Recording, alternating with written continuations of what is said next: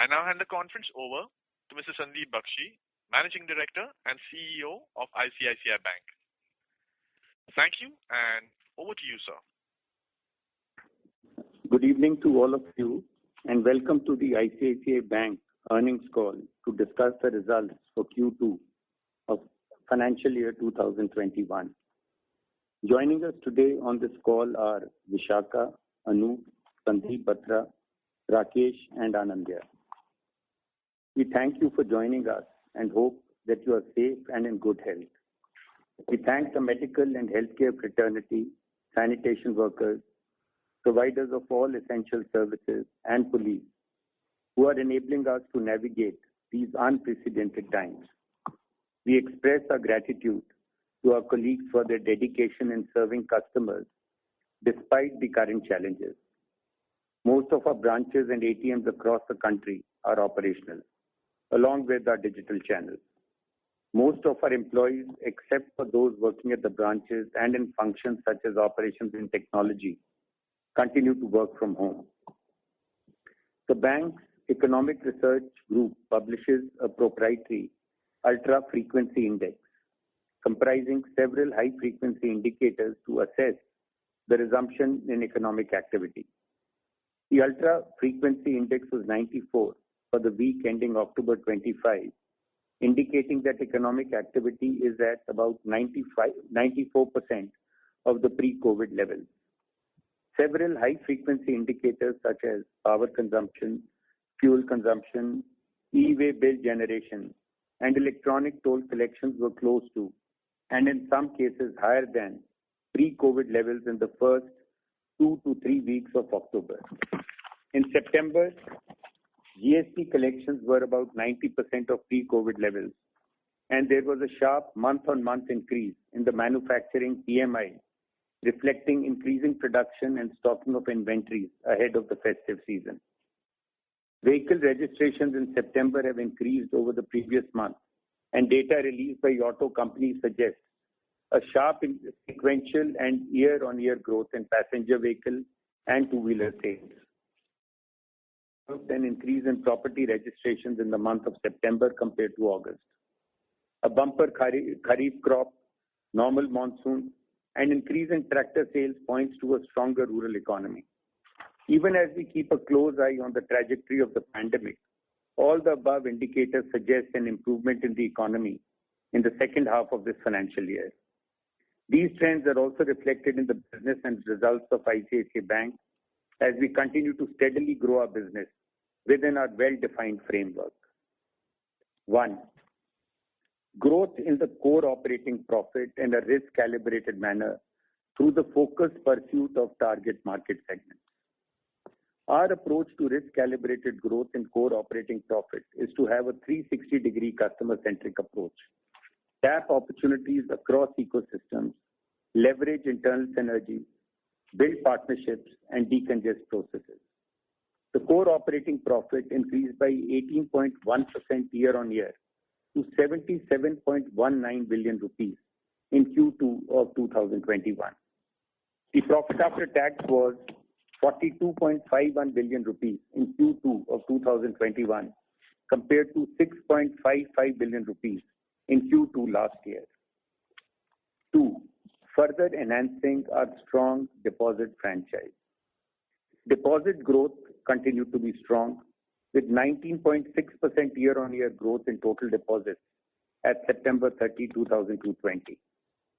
During the quarter, average current account deposits increased by 20.7% year-on-year and average savings account deposits by 15.4% year-on-year. The liquidity coverage ratio for the quarter was 150%, higher than the previous quarter, reflecting significant surplus liquidity. Our cost of deposits continues to be amongst the lowest in the system. Third, growing our loan portfolio in a granular manner with a focus on risk and reward. Post the easing of restrictions, there has been a substantial month-on-month increase in disbursements across retail products. Mortgage disbursements during the quarter crossed pre-COVID levels and reached an all-time monthly high in September. Auto loan disbursements have continued to increase from June and have reached pre-COVID levels in September, reflecting the rise in passenger car sales. Disbursements across the rural portfolio have crossed pre-COVID levels in August and September. The overall retail loan portfolio grew by 12.8% year-on-year and 6.2% sequentially. The domestic loan portfolio grew by 10% year-on-year and 4.5% sequentially. The overall branches portfolio, and within that, the non-India linked corporate portfolio declined both year-on-year and sequentially, in line with the approach which we have articulated earlier. Fourth, leveraging digital across our business. Digital is core to our strategy of integrating across ecosystems, smooth onboarding and transactions, growth in liabilities and analytics for risk selection. We have continued to enhance our digital delivery with a range of new offerings and solutions. During this quarter, we launched the iStartup 2.0 program, which enables startups to open current accounts digitally and instantly at the time of incorporation. It also offers startups a range of banking and non-banking services needed to expand their business digitally. We have seen an increase in the adoption of our newly launched services and platforms such as video KYC and WhatsApp banking. In September, we introduced new features on our WhatsApp banking platform, which enables customers to create fixed deposits, pay their utility bills, and access details of trade finance instantly. We have also introduced Forex on mobile through our InstaBiz platform for our small business customers. 5. Protecting the balance sheet from potential risks. Even as the robust growth in core operating profit demonstrates the strength of our franchise and our ability to capitalize on the ongoing recovery in economic activity, the portfolio trends have further enhanced our confidence in the robustness of our underwriting and our confidence that the provisions made in the March and June quarters will completely cushion the balance sheet from potential credit losses due to COVID-19. Loans under moratorium had decreased substantially from April end to June end and declined further at August end. We had articulated that moratorium levels were not conclusive indicators of eventual outcomes. This is borne out by the trends in collections across the loan portfolio in September and October, which were either in line with or better than our expectations. Rakesh will share further information on these trends. The gross NPA additions in Q2 of 2021 were 30.17 billion rupees and recoveries and upgrades were 19.45 billion rupees. The provision coverage ratio on non-performing loans increased further to 81.5% as of September 30, 2020. During the quarter, the bank did not utilize the COVID-19 related provisions made in earlier quarters. 14.10 billion rupees of loans were not classified as non-performing pursuant to the Supreme Court's interim order relating that accounts which were not classified as non-performing till August 31, 2020 should not be classified as such until further orders. However, on a prudent basis, the bank has made provisions of 4.97 billion rupees in respect of these accounts. These provisions are included in the COVID-19 related provisions at September 30, 2020, which stood at 87.72 billion rupees. As expected, in the second half of fiscal 2021, the banking system, including us, would see higher gross NPA additions, as well as some resolutions of loans as per the framework announced by RBI, given the disruption to economic activity in the first half and the dissipation of the moratorium impact. We would maintain the transparency and strength of our balance sheet by ensuring that appropriate provisions are held against any portfolio under resolution. To summarize on asset quality and provisioning, collection and overdue trends are close to pre-COVID levels and are in line with or better than our expectations. We are confident that the COVID-19 provisions we have already made will completely cushion the balance sheet from potential credit losses which may arise due to the pandemic. We expect a normalization of credit costs in fiscal 2022 based on our current expectations of economic activity and portfolio trends. 6. Maintaining a strong capital base. During the quarter, the bank raised equity capital of 150 billion rupees with the objective of further strengthening our capital adequacy and improving our competitive position. We thank our investors for their support. As of September 30, 2020, the bank had a net worth of about 1.4 trillion rupees and a CET1 ratio of 16.54%, including the profits for H1 of 2021. The strong capital position does not include the value of the bank's investments in listed subsidiaries of about 705 billion rupees. Looking ahead, we see wide-ranging opportunities for risk-calibrated growth in the core operating profit. We believe our high-quality digital platforms and focus on micro markets, backed by our robust deposit franchise, prudent risk management practices, and strong capital ratios, put us in a good position to grow sustainably. We will continue to focus on delivering consistent and predictable returns to our shareholders. With these opening remarks, I will now hand the call over to Rakesh. Thank you, Sandeep. I'll talk about the balance sheet growth, credit quality, P&L details, capital adequacy, portfolio trends, and performance of the subsidiaries. Starting with the balance sheet growth, the overall loan portfolio grew by 6.4% year-on-year at September 30th. The domestic loan growth was 10.3% at September 30th, compared to 9.6% at June 30th.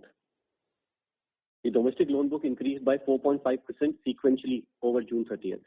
The retail portfolio grew by 12.8% year-on-year and 6.2% sequentially over June 30th. Within the retail portfolio, the mortgage loan portfolio grew by 11% year-on-year, business banking by 37%, rural lending by 18.7%, commercial vehicles and equipment loans by 10.2%, and auto loan portfolio by 2.4%. Growth in the personal loan and credit card portfolio was 14.4%. This portfolio was 600 billion rupees or 9.2% of the overall loan book at September 30th. The overall disbursements in the retail portfolio have increased substantially in Q2 compared to Q1. Sandeep has already talked about the trends in mortgages, auto loans, and the rural portfolio. While the disbursements in the commercial vehicle and personal loan portfolios have increased in Q2 compared to Q1, they continue to remain below pre-COVID levels. Credit card spends have recovered to about 85% of pre-COVID levels in September, led by increased spends in categories such as health and wellness, electronics, and e-commerce. We expect the momentum in spends to continue on account of the festive season. The bank has extended the emergency credit line guarantee scheme to the eligible MSME borrowers based on its credit assessment. Till October 28th, we have sanctioned about 160 billion rupees to about 187,000 borrowers under this scheme, of which about 106 billion rupees has been disbursed. This is reflected in the growth of the business banking portfolio. The SME business, comprising borrowers with a turnover of less than 2.5 billion rupees, grew by 22.4% year-on-year to 233.41 billion rupees at September 30th. The growth of the performing domestic corporate portfolio was about 7% year-on-year. In addition, we have made investments in high-rated corporate bonds by utilizing TLTRO funds during H1. The international loan portfolio declined by 32.3% year-on-year in US dollar terms at September 30th. The international loan portfolio was 6.5% of the total loan book at September 30th. We had mentioned in our previous quarter earnings call that we would be progressively exiting our non-India linked exposures in a planned manner. The non-India linked corporate portfolio reduced by 48.3% year-on-year and 19.6% sequentially at 30th September. Coming to the funding side, we continue to focus on growing the daily average CASA balances and retail term deposits. Average savings account deposits increased by 15.4% year-on-year, and average current account deposits increased by 20.7% year-on-year during the quarter. Total term deposits grew by 26% year-on-year to 4.7 trillion rupees at September 30th. Coming to credit quality, the gross NPA additions during the quarter were 30.17 billion rupees. This excludes 14.10 billion rupees of loans not classified as NPA pursuant to the Supreme Court's interim order. The gross NPA additions from the retail portfolio were 17.49 billion rupees. Corporate and SME gross NPA additions were 12.68 billion rupees, of which 12.12 billion rupees comprised portfolio rated BB and below at 30th June. The details are given on the slide 25 of the presentation. recoveries and upgrades, excluding write-off, were 19.45 billion rupees in the current quarter. There were recoveries and upgrades of 6.83 billion rupees from the retail portfolio. The recoveries from the corporate and SME portfolio were 12.62 billion rupees. The gross NPAs written off during the quarter were 24.69 billion rupees. The bank did not sell any NPAs during the quarter. The net non-performing assets were 71.88 billion rupees at 30th September, compared to 86.75 billion rupees at 30th June. The gross NPA ratio was 5.17% and the net NPA ratio was 1% at 30th September. Including loans not classified as NPA pursuant to the Supreme Court's interim order, the gross NPA ratio on a pro forma basis would have been 5.36% at 30th September compared to 5.46% at 30th June. And the net NPA ratio would have been 1.12% at 30th September compared to 1.23% at 30th June.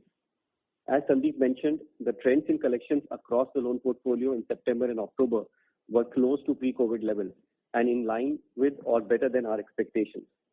The demand resolution for the retail, EMI and credit card portfolio was about 97% of pre-COVID-19 levels in the month of September.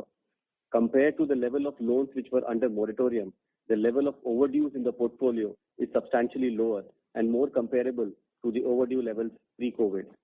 The percentage of the performing retail and credit card portfolio, which was overdue at September 30th, was about 4% higher than the normal pre-COVID trend, which we would expect to moderate as collections pick up further. The percentage of the performing rural portfolio, which was overdue at September 30th, was about 1% higher than the normal pre-COVID trend. The collection trend on the SME and business banking portfolio has been quite good, and the percentage of performing portfolio overdue is now quite similar to the pre-COVID levels. In the performing domestic and overseas corporate loan portfolio, less than 3% of the portfolio was overdue at 30th September. In August 2020, RBI proposed a resolution framework for borrowers impacted by the pandemic that were classified as standard and not in default for more than 30 days at 1st March and continue to be classified as standard till the date of invocation of the resolution. The fund-based outstanding of corporate and SME borrowers from whom we have received applications for resolution under the above framework till recently is about 21 billion rupees.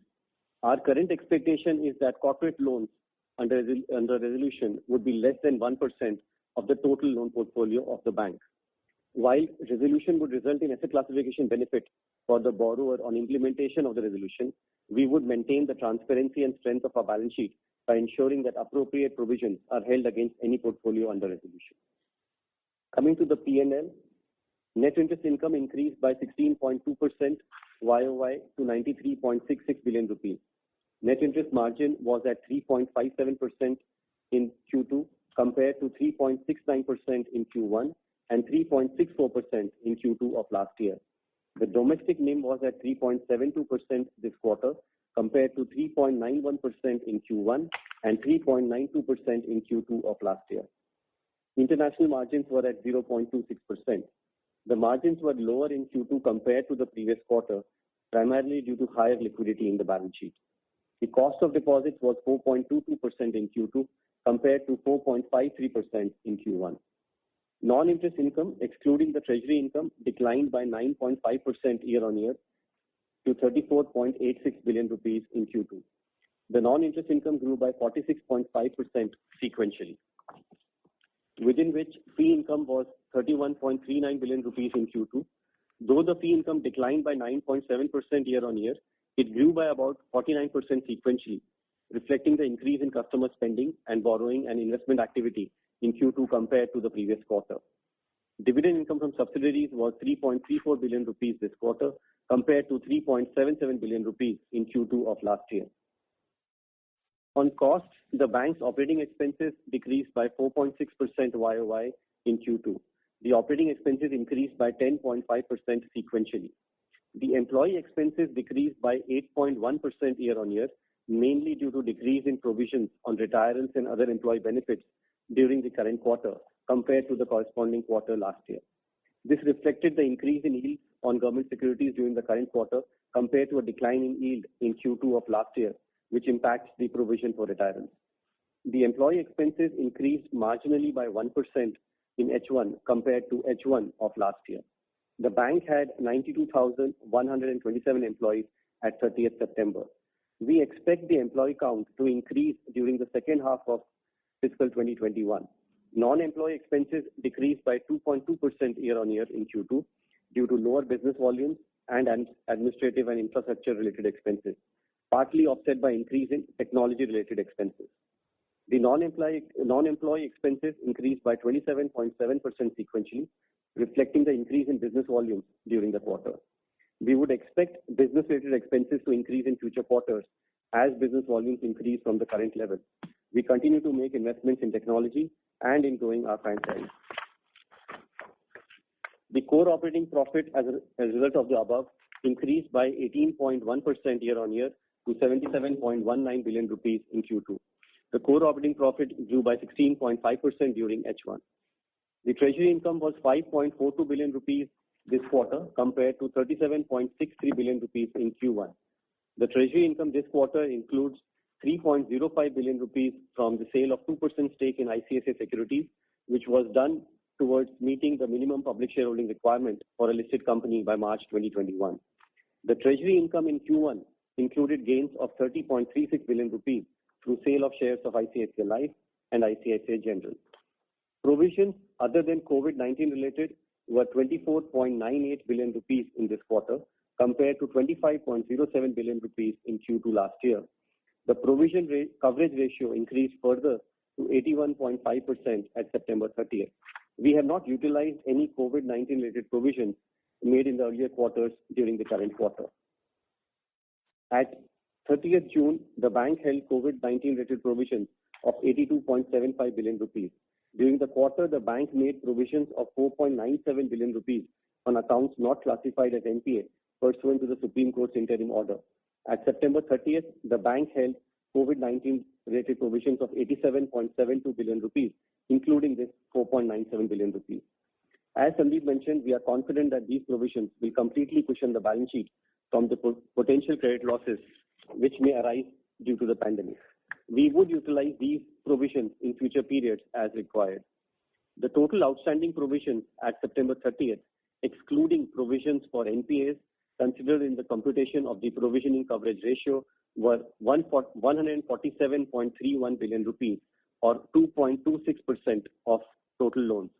These include COVID-19 related provisions, provisions held against the non-fund based outstanding to NPAs, general provisions on standard assets, and other standard asset provisions. The profit before tax increased by 20.6% to 52.66 billion rupees in Q2 compared to 43.67 billion rupees in Q2 last year. The tax expense was 10.15 billion rupees in Q2 compared to 37.12 billion rupees in the corresponding quarter last year. The tax expense in Q2 last year included a one-time additional charge due to remeasurement of accumulated deferred tax assets at the revised marginal tax rate. The profit after tax was 42.51 billion rupees in Q2 this year compared to 6.55 billion rupees in Q2 of last year. The standalone ROE this quarter was 13.2%. The consolidated profit after tax was 48.82 billion rupees this quarter compared to 31.18 billion rupees in Q1 and 11.31 billion rupees in Q2 last year. The consolidated tax expense in Q2 last year included the one-time additional charge due to remeasurement of deferred tax assets. The consolidated ROE was 14.2% this quarter. Regarding capital, the CET1 ratio, including profits for the half year, was 16.54% at September 30th compared to 13.6% at 30th June. Including profits for H1, the Tier 1 ratio was 17.89% and total capital adequacy ratio was 19.33% at 30th September. Coming to some information on the portfolio, we are focused on growing our loan portfolio in a granular manner with a focus on risk and reward. Our retail portfolio is largely secured with mortgage loans comprising about half of it. It is built based on proprietary data and analytics in addition to bureau checks and well priced in relation to the risk. Our strong deposit franchise enables us to offer competitive pricing to the selected customer segment. Our personal loans and credit card portfolio largely comprises salaried individuals and has been built up by cross-selling to the existing customer base, which provides liability information for credit assessment. Adjusted for usual attrition levels, about 99% of our personal loan and credit card customers having salary accounts with us continue to receive salary credit in the month of September. Our growth in the business banking segment is driven by parameterized and program-based lending, digital channels, granularity, collateral, and robust monitoring. In the corporate portfolio, our approach is to provide a full suite of banking products to corporate clients and their ecosystems of employees and business partners. The average daily trade submissions in the overdraft accounts of the SME and business banking customers in aggregate have now reached pre-COVID levels in the month of September. We have given further information on our portfolio in slides 30 to 33 of our investor presentation. The loans and non-fund based outstanding to corporate and SME borrowers rated BB and below, excluding NPAs, was 161.67 billion rupees at 30th September, compared to 171.1 billion rupees at 30th June, details of which are given on slide 34. Other than two accounts, one each in the telecom and construction sector, the maximum single borrower outstanding in the BB and below portfolio was less than 6 billion rupees at 30th September. On slides 35 and 36 of the presentation, we have provided the movement in our BB and below portfolio during Q2 and H1. In Q2, the rating downgrades from investment grade categories were 16.98 billion rupees. These were spread across sectors. There were rating upgrades to the investment grade categories and a net decrease in outstanding of 14.29 billion rupees.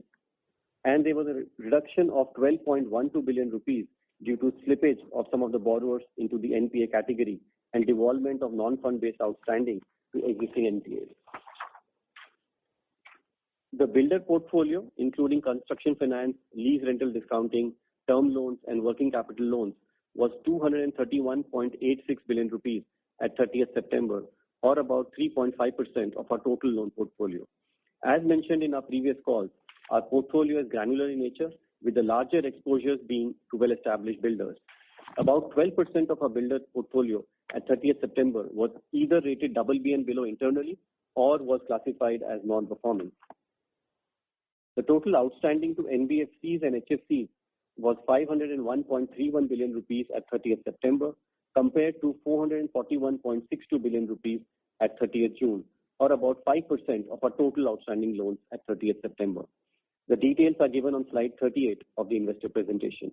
Our exposure is largely to well-rated entities with long vintage, PSUs, and entities owned by banks and well-established corporate groups. The sequential increase in the outstanding to NBFCs and HFCs during the quarter also reflects this. The proportion of the NBFC and HFC portfolio internally rated BB and below or non-performing is about 1%.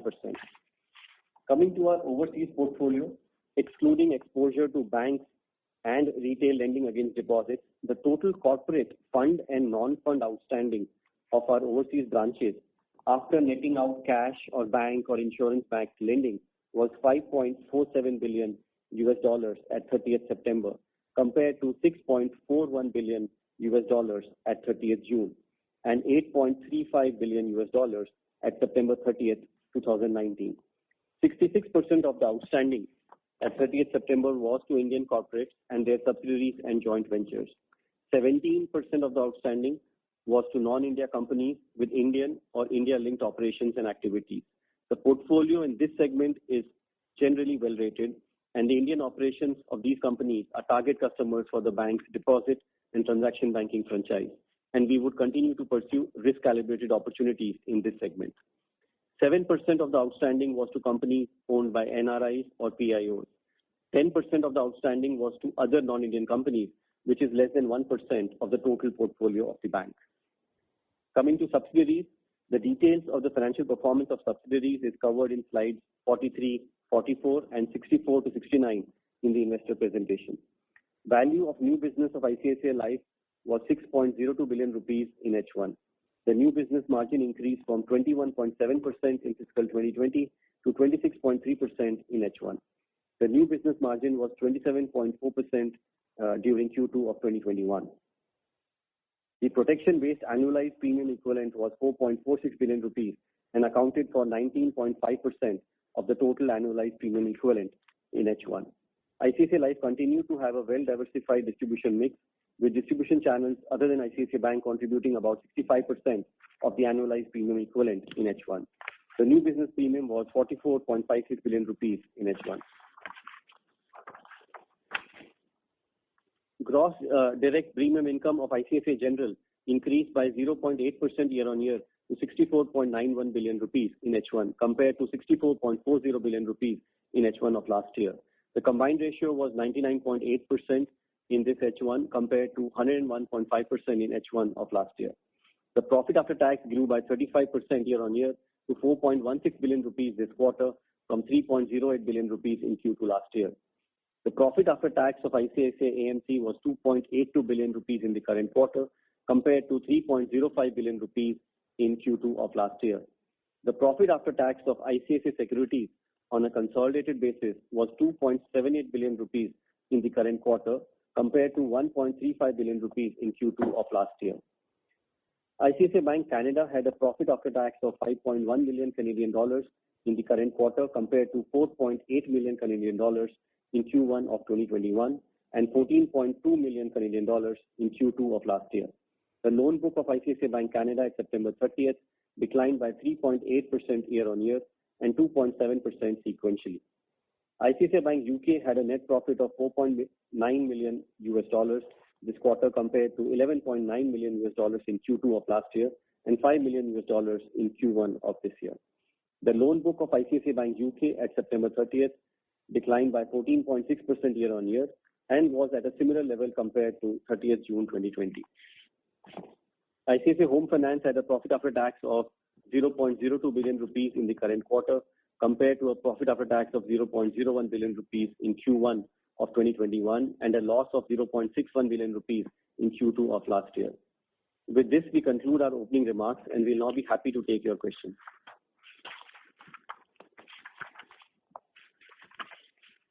Thank you very much. We will now begin the question and answer session.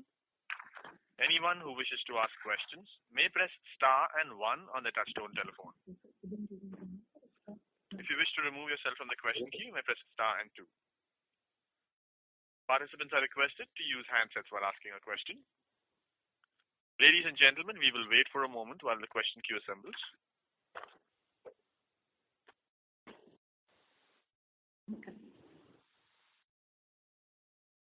Participants who wish to ask questions may press star and 1 on the touchtone telephone.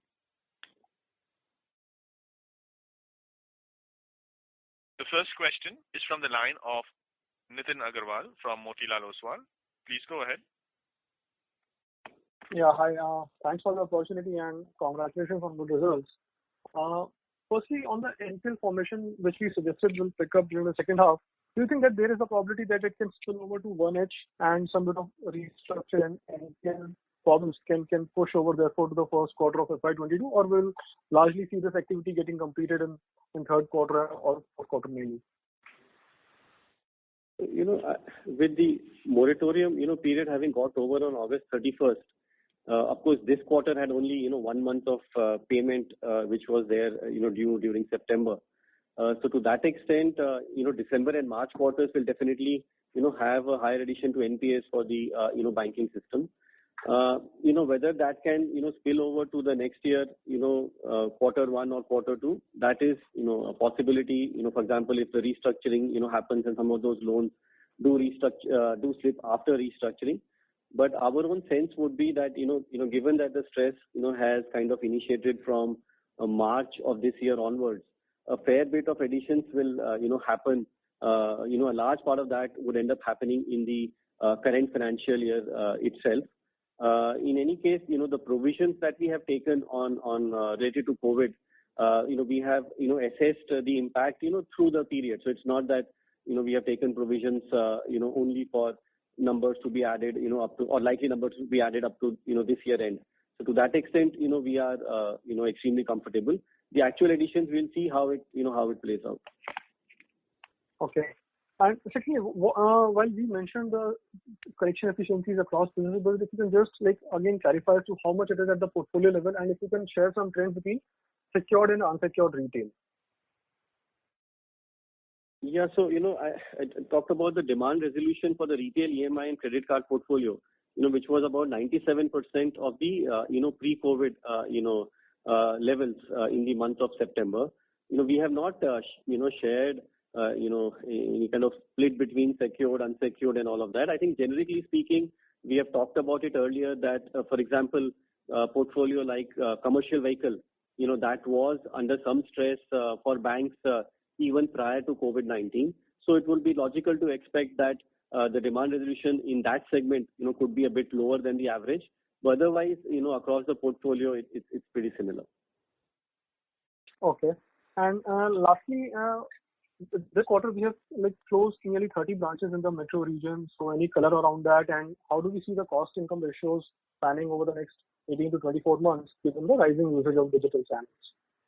So yeah, so I don't think there is much to read in the number of branches. I think it's an ongoing exercise that the business teams do on a regular basis. To kind of look at branches, look at the profitability, look at whether you need to realign, relocate, or re-energize branches. I think it's a part of that process. Going forward, like I said, we do expect to add employees, add branches, and invest in technology and the franchise for growth. We don't have any particular outlook on cost to income ratios. I think all our metric internally are aligned towards risk calibrated growth in core operating profit. But just like I covered in my opening remarks that given that some of the business linked expenses have come off because of lower level of business, those expenses will definitely go up into the second half of the year as business picks up even more from the current level. And we would continue to invest in technology. Those expenses will come in. On employee expenses, I highlighted the fact that in the quarter we had some benefit on the lower provision for retirements because of the movement in interest rate, because of the DNS allowance assumptions that we make for our pension computation. So the H1 numbers will be more reflective there. okay, sure. Thanks so much. This is useful. Thank you. Before we take the next question, we like to inform participants that in order that the management is able to address questions from all participants in the conference, please limit your questions to 2 per participant. Should you have a follow-up question, we request you to rejoin the queue. The next question is from the line of Dhaval Gada from DSP Investment Managers. Please go ahead. Hi, congratulations on good performance. I had 2 questions. First was related to the normalization of credit cost in FY22. Just wanted to clarify, pre-COVID, our normalized level of provisioning was expected to be 25% of pre-provision operating profit. Is that still the objective? And, if you could also help the understanding on restructuring on retail portfolio and overall, confidence on this credit cost number. So that is the first question. The second is related to, if we see data on the downgrades to the BB and below portfolio on a 4-quarter rolling basis, just to eliminate volatility, the average comes to around 3.5% of the corporate and SME loan book. I just wanted to understand that based on, is this the normal level or based on past experience that this number can be much lower in the coming quarters, some color around that. And lastly, if you could just a data keeping point, if you could repeat the overdue numbers in each of the products. I think you had mentioned 4% and 1% higher, but just if you could repeat that, that would be quite useful. Yeah, those were 3 things. Thanks. Yeah. So on the provisioning, you are right, Dhaval, that our objective is to be around the 25% of core operating profit. That is the risk calibration that we look at. That number can obviously vary a bit through a cycle. It can vary a bit based on the portfolio composition, but that is what our objective will be. And when we talk about normalized credit cost, that is what we typically look at. On the restructuring part of it, I talked about about 20 billion rupees of corporate and SME loans in respect of which we have received, application for restructuring. On the retail side, I think it is, a bit too early to talk about this. I think over the next, couple of months, we will have a complete, sense on that. But when we talk about our trends and our numbers, we are considering all of that, when we talk about the comfort that we have on the provisioning. On the BB and below portfolio, one can compute a moving average of last 4 quarters, but given that it is not a granular portfolio like retail, it is very difficult to have a specific estimate around there. I think for the current financial year, from the very beginning in March, we have been saying that there could be higher slippages into BB and below, because of the current environment which is there. For example, going forward, if there are some restructurings that happen, that could also result in some increase here. So difficult to kind of talk about what a number or an average could be for slippage into BB and below. I think I'll just reiterate that our focus on new business has largely been on A- and above categories, from which the slippages down to BB and below generally in the past have been low. So we would expect, going forward, once we are, beyond this, COVID period, the BB and below composition to be, pretty low. On the overdues, the numbers that I mentioned was to say that on the retail, and the credit card portfolio, the portfolio which was overdue at 30th September, it was about 4% higher than the normal pre-COVID, trend. And we do expect, this 4% higher number to moderate as collection picks up further into the December quarter. On the rural portfolio, the overdue number was about 1% higher than the normal pre-COVID trend. On the SME and business banking portfolio, there we are pretty much, back to overdue level being pretty similar to the pre-COVID, level. In the performing domestic and overseas corporate loan portfolio, less than 3% of the portfolio was overdue at September 30th. Thank you and all the very best. Thanks. Thanks. Thank you very much. The next question is from the line of Mahrukh Adajania from Elara Capital. Please go ahead. Yeah, hi. I have a couple of questions. Firstly, on collection efficiency, you said overall book 97% of pre-COVID level. So what was the pre-COVID level? Was it 97, 98? What was that figure? So it's 95% of what? And this collection efficiency is as of 30th September, right? Like the numerator of September and denominator of September. Is that correct? Yeah, Mahrukh. So that is correct. It is, it is for the month of September, like I said, and as we call it, the demand resolution, so in terms of what was the total, billing which was there, and against that, what the collections were. And we gave the number as a percentage to say that this number for the month of September was 97%, if of the pre-COVID level, which would have been there. While we have not given the pre-COVID level, Mahrukh, you can definitely assume, given the low NPLs on the retail portfolio, on a typical basis, that number, of demand resolution would be closer to 99% plus on a normal basis. Okay. And my other question is more on the sector. Two things. That in the beginning of the lockdown, everyone was worried about collection efficiency, but the outcome of most lenders, including those financing second-hand truck operators, have been very good. So what went wrong on our overcautious approach or on our assessment in the beginning? Because the collection efficiency numbers are turning out to be very good compared to fears. That's one. And the other one on the sector is that a lot of lenders, including ICICI Bank, raised capital, and coincidentally that followed RBI's comments that the sector should have a good capital buffer. But after capital raise, most lenders have not done much incremental COVID provisioning. So one thought that a part of the capital will be used to beef up provisions, and if the outcomes are better, they could be right back. So your comments on both these? Yeah, Mahrukh. On the first one, I think if you go back to March, March, April, there was clearly a lot of uncertainty. No one had seen this kind of a pandemic or the kind of moratorium which RBI introduced, which was there for 3 months. The next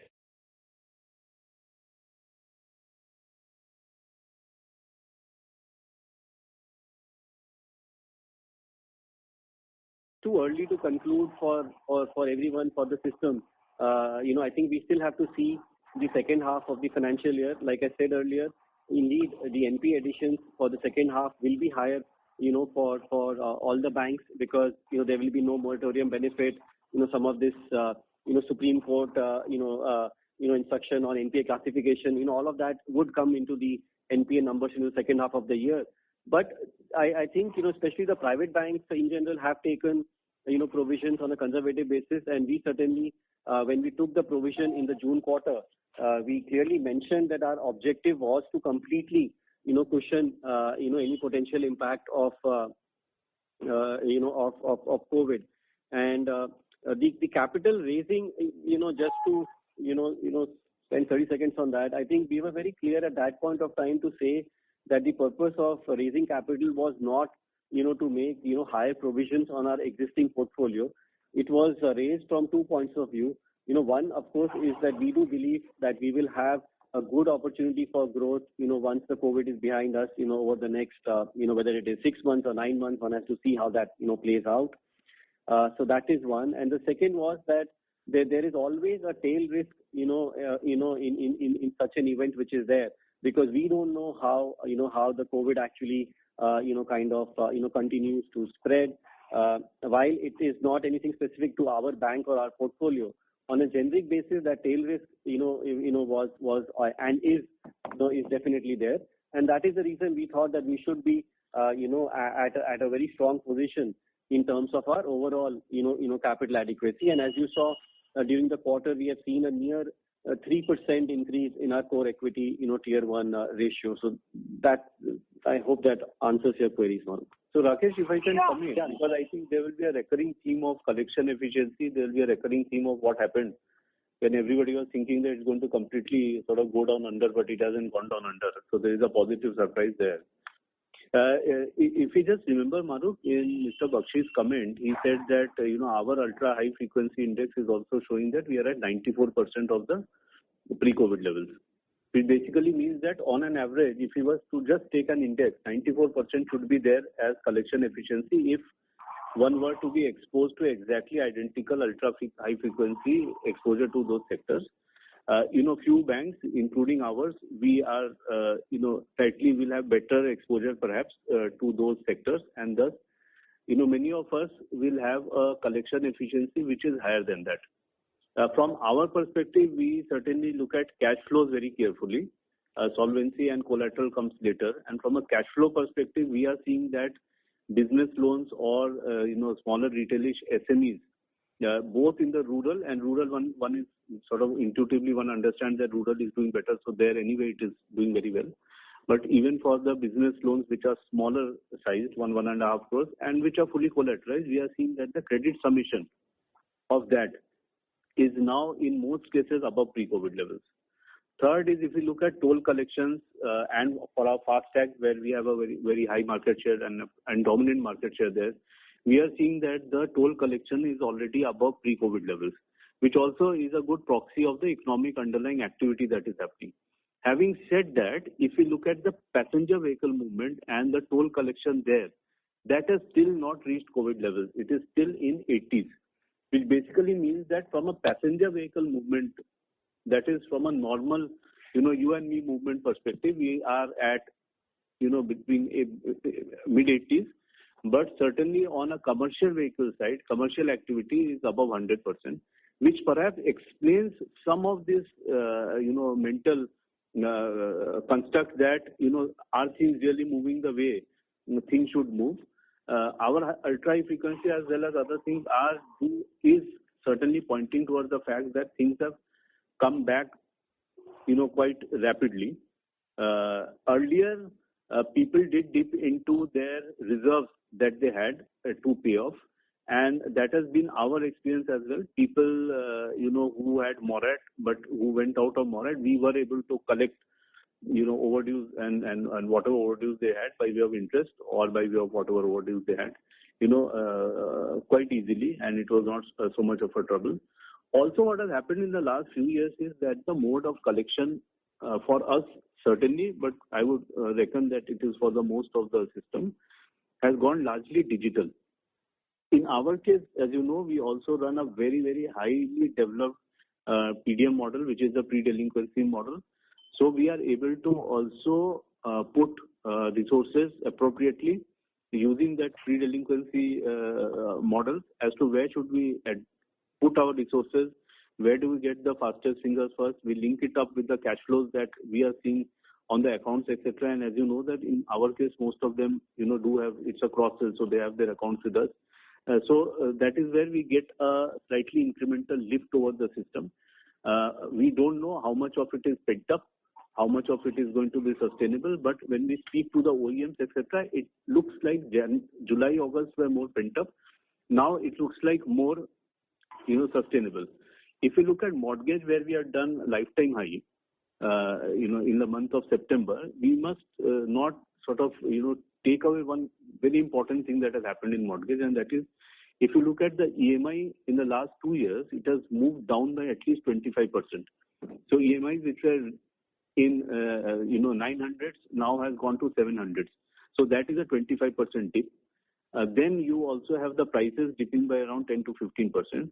So if you multiply 0.75 by 0.85, you will see that actually there has been a reduction of 35% in the overall outflow, of a consumer. Plus, so that is the big positive that has come. Also, one more push that has come is WFH and work from home and all of this, so people require slightly larger home. But one must not, take that big driver into account that you are getting a thing which is at 35% cheaper of a thing that you anyway require. And in an uncertain environment, roof over home is very critical, and people want to go over roof over home, and they don't want to stay in rented apartment. So our, not just our disbursement, but when you speak to the large builders, and large builder results have also come out, you will see that the frequency of sales has actually increased quite substantially in Q2 over Q1, and it continues.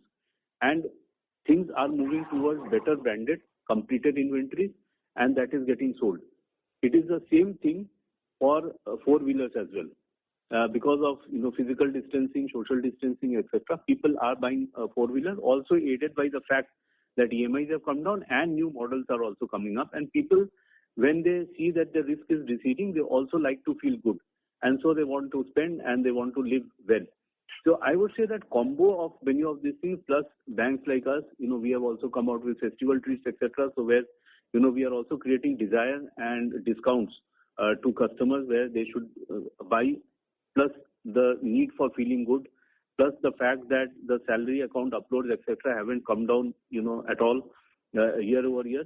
Plus the fact that if you are taking a larger asset, the EMIs have come down by 25-30%.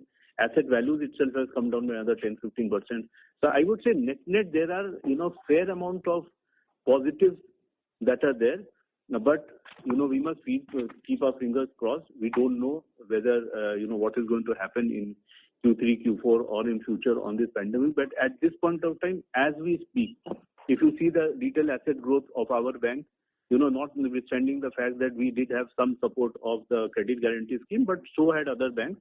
It has been very, very positive. I would reckon that it is almost lifetime high retail asset growth that we had on back of very, very solid, mortgages, very solid, secured business loans, very solid, SMEG of very, very high quality clients, where we are able to see credit submissions which have surpassed the COVID levels.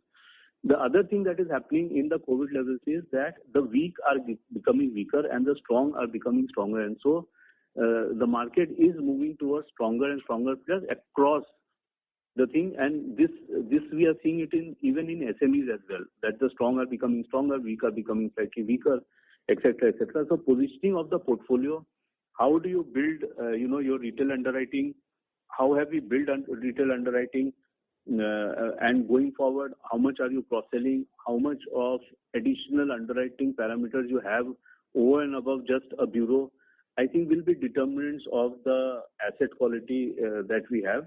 As far as opportunity is concerned, we certainly see opportunity being there with competitive pricing. What has happened is that the prices of mortgages, etc., they have fallen quite substantially. You get it at around 7% now, which is very, very competitive if somebody wants to really create any assets. So this is what is happening at the ground. So while we are positively surprised, I think we should reasonably expect that it will mimic and it will mirror and it will hug the ultra high frequency numbers that we have, which is at 94 at this point of time. So on your website, there is a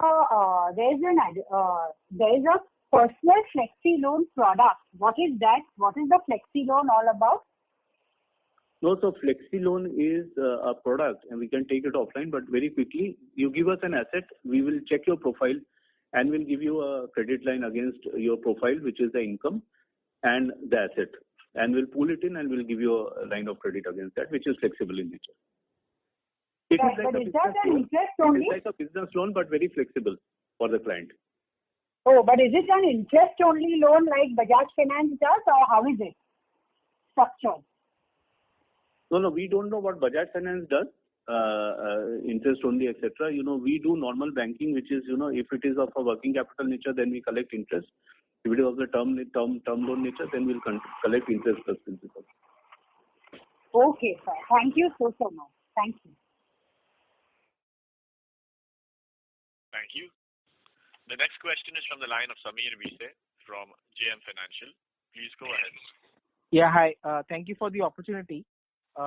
Just looking at the emergency credit line guarantee disbursements, would it be fair to assume that large part of it has gone towards business banking? It will be, it will be spread across. Business banking will be there, some part in SME, some part on the commercial vehicle, even on the housing side, so it will be spread across. It is for all small businesses, and that's a part of various portfolios. Okay, but any specific segment which would be large part of this? No, it is quite spread out. So it's not sort of specific to any segment. So it will be across all places where there is commercial activity at the back. Okay. That's it from my side. All the best. Thank you. Thank you. Thank you very much. The next question is from the line of Manish Karwa from Axis Capital. Please go ahead. Yeah, hi Rakesh. Thanks for the opportunity. So on the restructuring indicative numbers that you gave, is it largely coming from the BB and below book, or that is over and above the BB and below book? What we will see? There will be, I guess, we'll see where we end up, but there will be some overlap between BB and below, and there would be some loans which are, currently in the BBB, family as well. Because as you know, even on the restructuring side, Manish, it will be, the kind of restructuring would also, vary, because in some of these cases it could just be a postponement of, payment by, 6 months or 12 months. Where we don't expect, any kind of, haircut at all. So we will see, right now only the applications have been received. We don't have yet, the details of how the restructuring would happen. But it will have loans outside of BB and below also. Okay, but would you say that will be a larger proportion of that 1% number that we're talking about, or tough to say that as of now? It is difficult to say because it is not that, we have the listing of that 1%, but, I'll confirm that it will have loans, which are BBB rated, as well.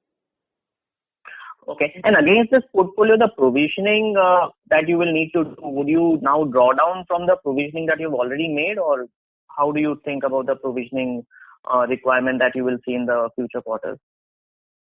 So I think, Manish, over in the December and March quarters, we do expect, the NPA additions, to be higher as, all the loans would be out of, moratorium, and there will be, a 4-month period to service, till December, or 7 months till March.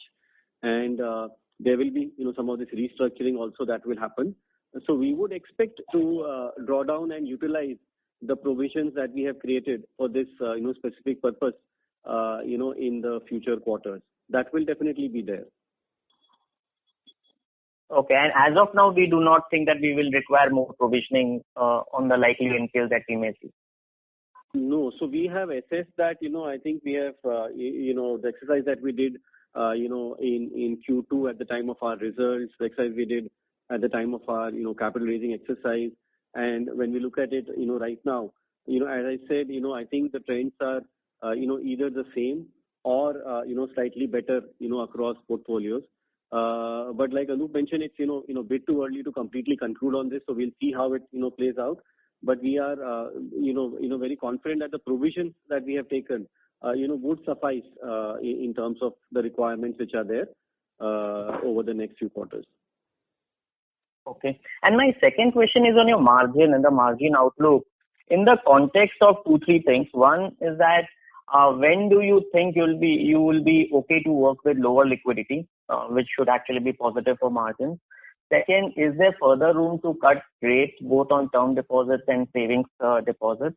And third, the international margins continues to keep going down despite very easy rate environment globally wherein we could have benefited out of that. So how do you see that trend, all these trends playing out? So Manish, so I think on the last point, when the rates are low, banks don't really benefit. We don't get the benefit of, free float on current account deposits, savings deposit. You can't reduce the rate, beyond the point. Your free float on capital is lower. So that is a, cyclical trend which will always be there when rates are at a low, and that's what we are seeing currently. On liquidity, it's not completely by choice that we are having this level of, liquidity in the balance sheet. I think our assessment is that from December quarter, we should start seeing, some drawdown, from, some decline in the excess liquidity that we have. But, whichever scenario we still look at, having a substantial surplus liquidity even, till March to be there in the balance sheet. And that's something that we are, factoring in. But the level of liquidity, should start to decline, from here on is what our, best guess is. On the rates itself, on the deposit rates, we have been, I guess, as proactive as we can be on reducing deposit rates. The retail deposit rates, in the 12 to 18 month bucket, we are at 4.9%, pretty much the same as where, SBI is, and lower than, many of our peer, banks. I think, below that rate, it does become a, somewhat of a challenge to reduce rates unless, for example, if, RBI cuts repo rate and all of that happens. In that scenario, one can definitely look at it. But otherwise, once you are below 5%, the retail rates, do become a bit sticky. And, the banks which have a large retail franchise, at these points of time will have, somewhat, higher costs because the wholesale rates are much lower. But that is only a point of time thing, and we are, focused on growing our retail deposit franchise. So we'll keep our rates, competitive there. I think there is scope to reduce rates, but to my mind, it will, only be if the benchmark rates or system rates, go down.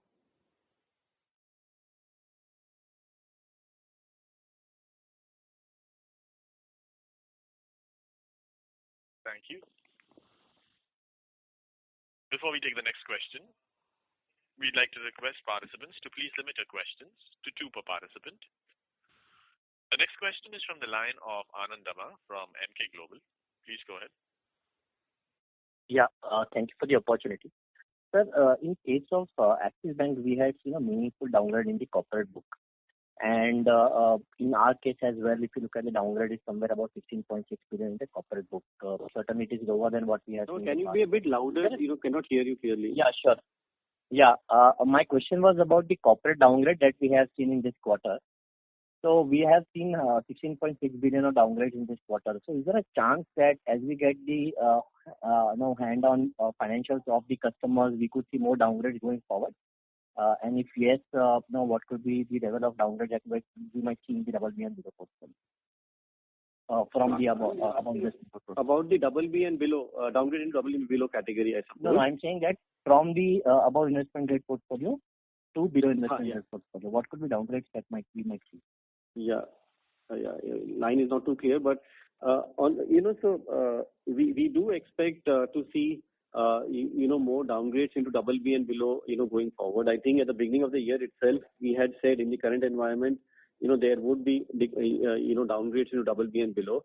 To a previous question of I was answering that on the restructuring. There will be loans which are currently not BB and below, and which could get restructured. So to that extent, one would expect the BB and below category of loans to increase over the next couple of quarters, and that would be in line with the current environment and our expectation. Okay, but any number that you can put on that? Hello? It's not possible to have a number there, because it's not specific loans that we are aware which would kind of go into that bucket. So we have done various kind of scenarios, not based on specific borrowers per se, but overall numbers, and based on the NPA additions that we think may happen, based on the restructurings that may happen, downgrades that may happen. That is the COVID related provision that we hold in the balance sheet, and which we believe is quite comfortable to cover all of this. And secondly, on the pro forma NPAs, so we have made provisions, but have we reversed the interest or reserved the interest on these pro forma NPAs? Yeah, so what we have done is that these loans, while technically not classified as NPA, for all practical purposes for the financial statements, we have done a as if NPA treatment. So based on the bucketing of overdues, taken the NPA provision as per our policy, and we would have also not accrued income on this unless collected in cash. Okay, so that would also partly explain the contraction in the margins that we have seen in the current quarter. But if you look at the 10-12 basis point decline in margin, a larger piece in the current quarter would have come from the the surplus liquidity, because into the September quarter we had even higher liquidity than where we were in the June quarter. There would be some impact of the interest reversals also, but the larger impact would have been surplus liquidity. Thank you.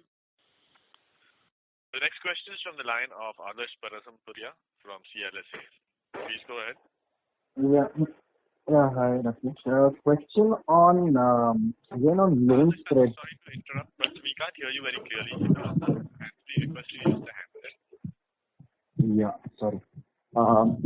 Question on the loan spread. The NIM obviously is affected by liquidity. Rakesh, we can talk about how loan spreads have behaved broadly, and what's the expectation over the next 12 months, because liquidity is easy, so corporate AAA makes less money. So I just wanted to understand what's happened with loan spreads and what would be the outlook there.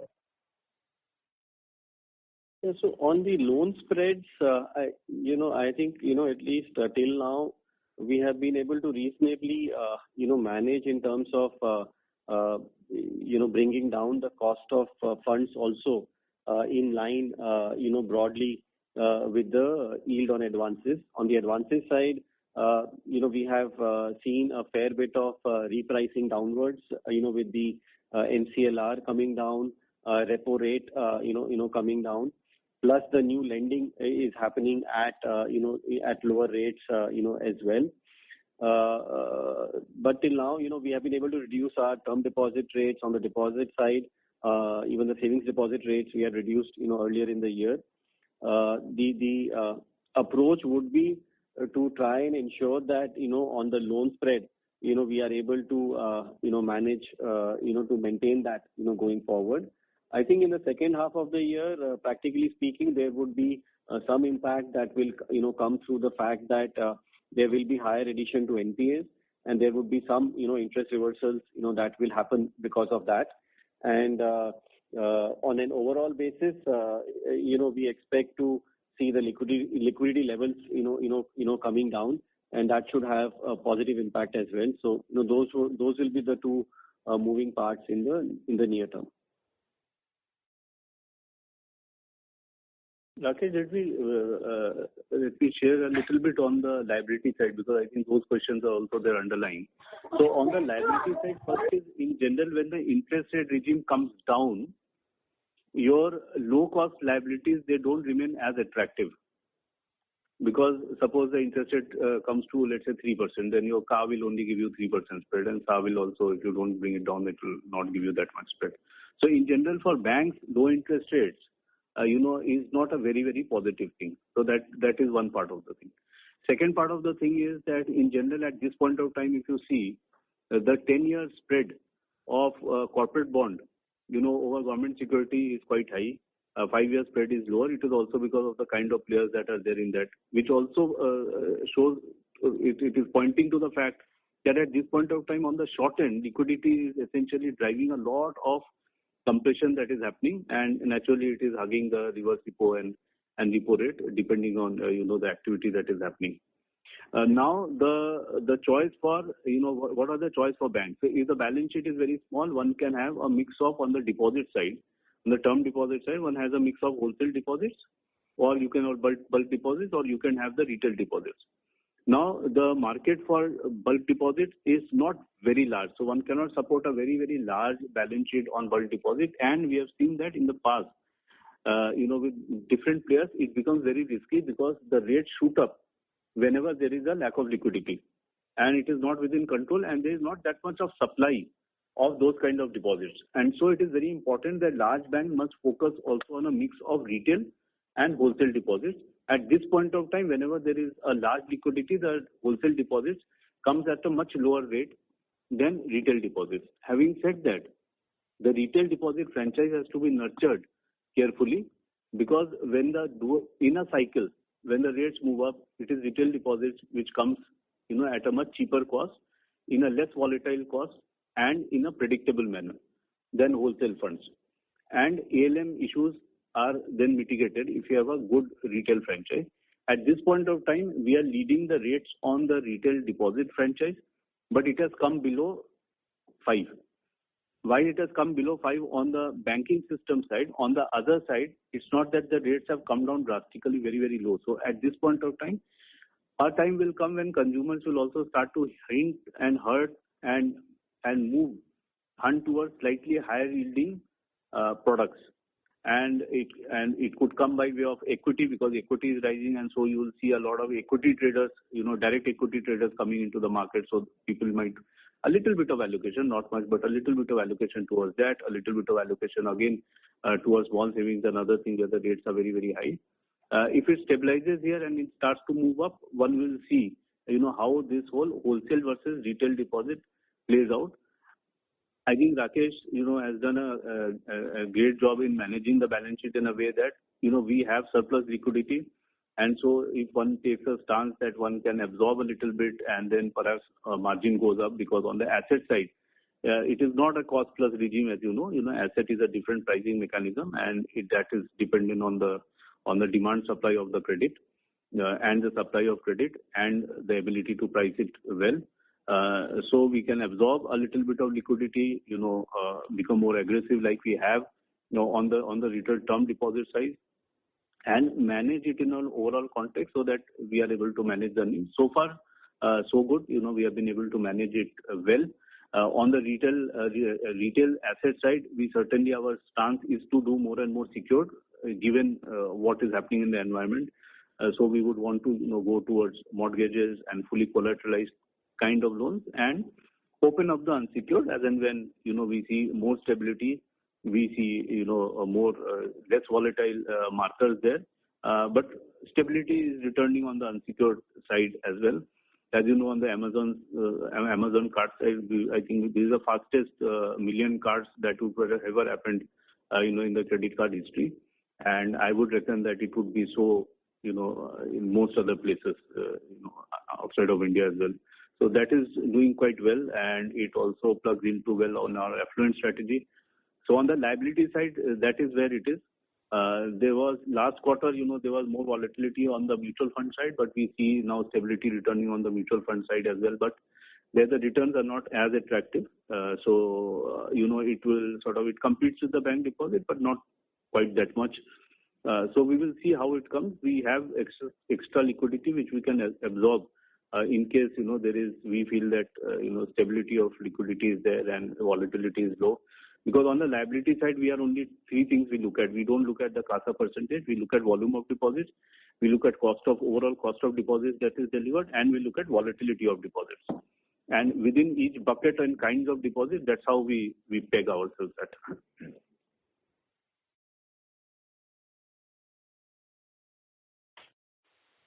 Thank you.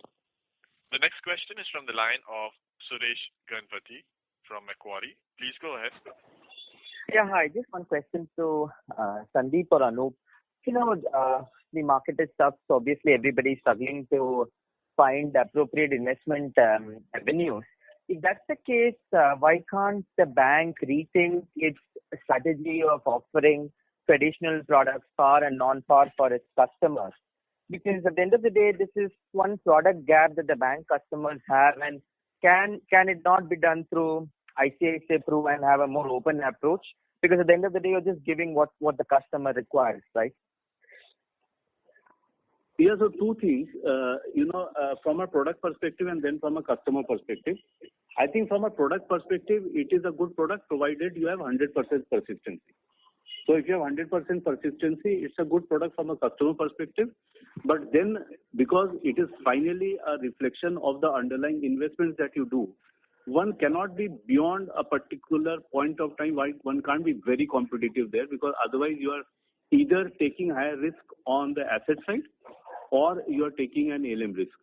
Okay, so from a product construct, but that is, the lookout for the solvency ratio and others of the life insurance companies. That is not subject matter of, as a distributor hat of ICICI Bank. Now, from a distributor hat of ICICI Bank, the reason why we don't offer this product to the consumer is because we have seen that the persistency levels in the industry is not very high.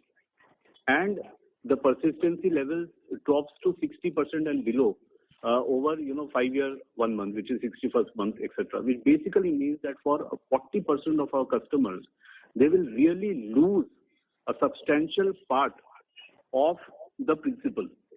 Now, if that is the product construct, and I must be honest that can we sell it in a manner or offer it in a manner that we can guarantee 100% persistency? I am afraid the answer is no.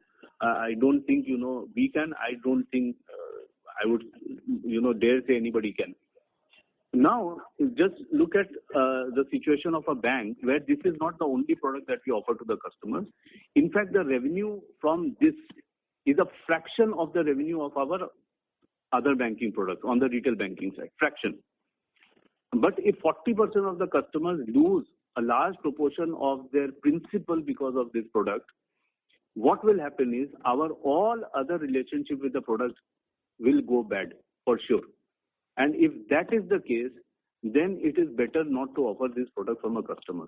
But again, I will say that if the life insurance company is good and solid and solvent, and they can manage the risk and give a higher return to fixed return to the consumer, and as a distributor we can almost underwrite 100% persistency, it is not a bad product.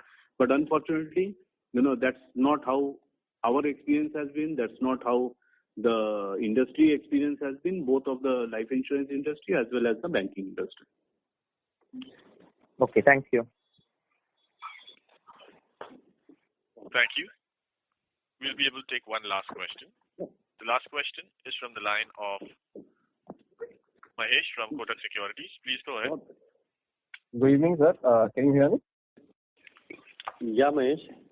Yeah, sir, just a few questions. One, if you look at the slippage for the quarter at about 3,000 crores plus the 14 billion which is outside, Any reason why is it on the higher side when we compare this with some of the other banks who seem to have taken where the benefit of standstill has been benefiting them higher? What's happened on this line? Yeah, so Mahesh, you're not very clear, but I got the question. So in terms of this slippage for the current quarter, if you look at the fact that at least from our portfolio, what we have seen, one is of course the corporate and SME side, the addition that we have seen. As you saw, it's come entirely from the BB and below portfolio, and there we have taken a prudent stance in terms of categorization of some of these loans as NPA. On the retail side, I think from our expectation at least, it is in line. We have seen higher NPA additions across portfolios as customers have come out of moratorium, and the payments were due. So wherever it has crossed 90 days at August 31st, we have categorized those NPAs, and then if you add the 1,400 crores of the other loans. So from our point of view, it is broadly in line. And Mahesh, I must say that in the second half of the year, one will see higher NPA additions, and that's the reason we have the provisions that we have created. There is an impact on the portfolio in terms of some of the customers who have got impacted, and that will reflect. So it's fair to assume that NPA additions will be higher in the second half of the year. Sorry, just to elaborate this point a bit, when you say high, what is high? Because you say on one hand collections are back to pre-COVID levels. Then how should we look at these numbers then? No, so, I think that is why what we thought we would give is the overdue position, because that gives you a much clearer picture instead of looking at moratorium and all of those things. So like we said, on the retail side, it is higher by about close to 4% of loans which are overdue. This is including 1 day overdue as well. On the rural side, the impact is less, so it's only 1% higher. SME business banking is pretty much back to normal. So I think those are the indicators which are there. Sorry, Rakesh, just a question to you, just a clarification. This tax rate that you are showing today, how should we read into it? Because it's been on the lower side. Mahesh, I could not get that at all. This tax rate that you have shown this quarter and the last 2 quarters, how should we read into it? The tax rate you're saying? Tax rate. Yeah, tax rate. No, if I look at on the tax side, again, other than the fact that on capital gains and dividend, we get the tax break which is there. So the tax rate around slightly below what the marginal tax rate is, a couple of percentage points because of the benefit that we get from dividend and all. That should be the sustainable tax rate going forward. Is what we believe. So this quarter the tax rate is not much off. If you look at it, it's around slightly below 20%. It would on a normal basis be slightly above that. Okay. So my last question to Vishakha, if we can take that. How should we look at the corporate loan book finally? Because this book continues to remain flattish for a very long time.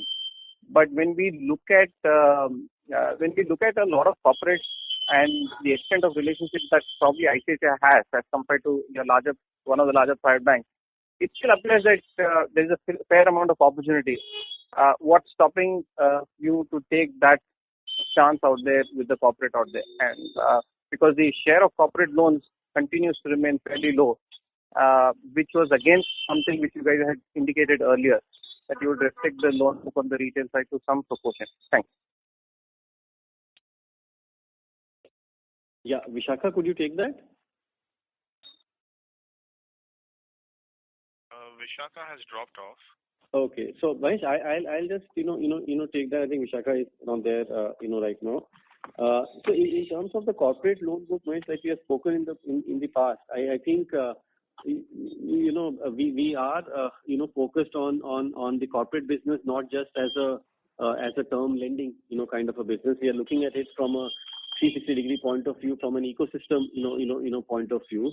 And to that extent, we are all, focused on growing the core operating profit, from, this business and improving our ROEs there. On the lending side, in this particular quarter, the September quarter, we had a fair bit of prepayments, that we saw, during the quarter. Otherwise, if I look at the new business, the disbursement that we have done, was a pretty high level. Of course, a lot of it was short-term, kind of loans at pretty fine pricing. While we have done, some of the transactions, AAA, AA, PSUs, which is finely priced, we have not been, very focused on that because we believe at that kind of pricing, taking up, 10-year, 15-year loans, may not be an appropriate call. So we have done that on a more, selective, basis. And, internally, Mahesh, we don't have any specific loan growth, targets per se, but we have done a fair bit in terms of increasing our, current account deposits have, shown a very high increase. Commercial banking revenues have gone up. FX, again, we have seen an increase. So all of those things are doing well. On the loan book, it's a call that we have to take in terms of pricing. Like you rightly said, we pretty much look at all the deals which are there in the market. A lot of the deals that I'm talking about are most kind of bid out. And, to the extent that we are keen, we are doing that. To the extent we believe it's not good from a long-term perspective, we are not doing that. Perfect. Thanks a lot, Rakesh. Thanks, Mahesh. Thank you very much. We'll take that as the last question. I would now like to hand the conference back to the management team for closing comments. Thank you everyone for, joining this Saturday evening. And, wish you a happy Deepavali in advance, on behalf of Team ICICI. Stay safe and healthy. Thank you. Thank you very much. On behalf of ICICI Bank, that concludes this conference. Thank you for joining us, ladies and gentlemen. You may now disconnect your lines.